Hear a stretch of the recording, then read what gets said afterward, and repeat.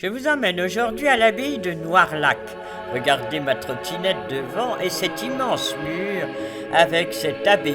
Mais alors il faut contourner tout ce mur et regarder dans le village des restes de les anciennes propriétés de l'abbaye probablement.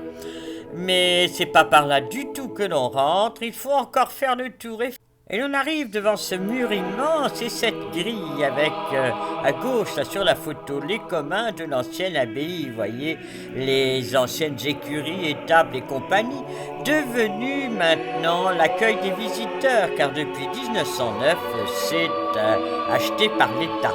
Voilà le cellier, alors lui, 13e siècle, excessivement ancien, avec les voûtes d'arêtes là, encore là, bien restaurée et une salle absolument magnifique qui maintenant sert d'accueil aux visiteurs. Et maintenant, je veux vous emmener dans le cloître. Nous sommes ici dans une abbaye cistercienne, c'est-à-dire qui obéit à la règle de Saint Bernard de Clairvaux.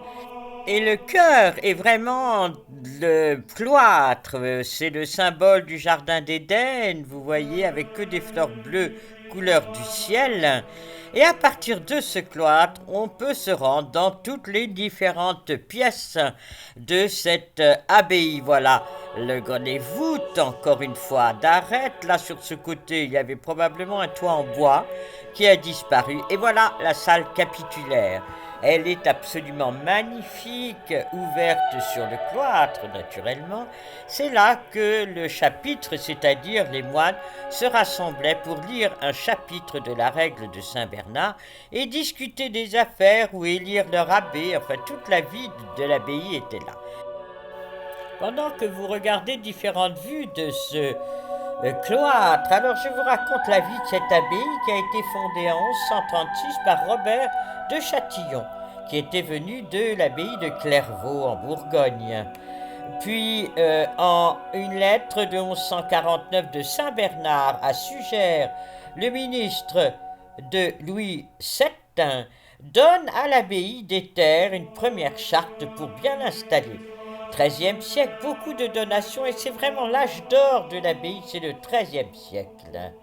Et à ce moment-là, elle avait 14 grands, 17 fermes, 270 hectares de bois, des maisons, des moulins, enfin c'était la prospérité. Arrive la guerre de 100 ans, l'horreur, 1358-60, à ce moment-là, les routiers, les écorcheurs détruisent toute l'abbaye. Et puis, il n'y a plus de vocation, beaucoup moins en tout cas.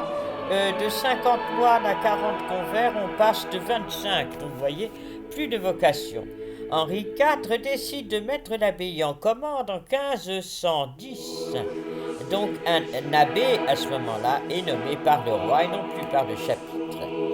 Et puis 1529, c'est les Huguenots de Wolfgang de Bavière qui ravagent la région, puis la Fronde. Enfin, décidément, cette abbaye n'a pas de chance. Alors, au XVIIIe siècle, sous Louis XV, Antoine-Louis d'Aurillac est nommé abbé commanditaire de Noirlac.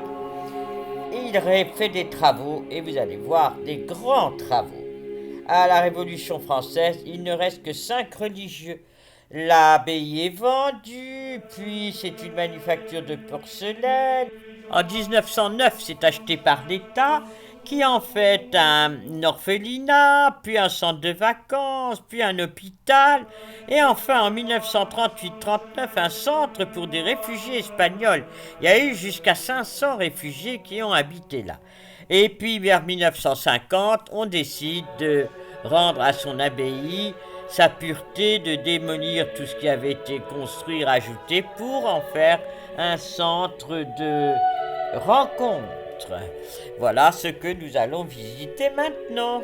Comme vous le savez maintenant, toutes les pièces sont organisées autour du cloître. Et nous voilà sur cette grande façade que vous voyez là. C'est le réfectoire des moines, construite au XIIIe siècle avec ses voûtes d'arêtes et ses grands espaces. 24 mètres par 11 mètres. Donc voilà, une magnifique pièce. À gauche, vous voyez une porte là, par laquelle on accède à un escalier.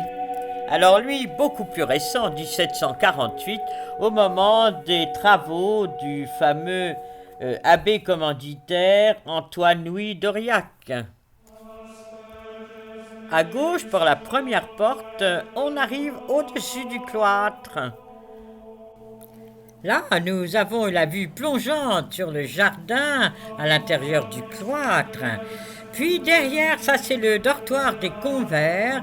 De l'autre côté, vous retrouvez le réfectoire et les cuisines. Et là, c'est les cellules des moines.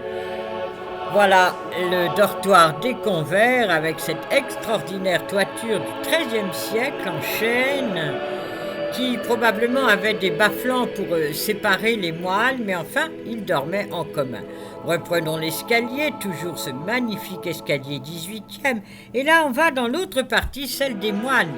Voilà le grand couloir, avec à gauche la vue sur le cloître et à droite les chambres, car depuis le pape Alexandre VII, les moines ont le droit d'avoir des cellules individuelles, donc 18e siècle, l'abbé commanditaire, et voilà les jolies boiseries avec la vue sur l'autre côté de l'abbaye. Des alcôves avec des jolies boiseries 18e, des cheminées, donc un minimum de confort malgré tout pour l'époque.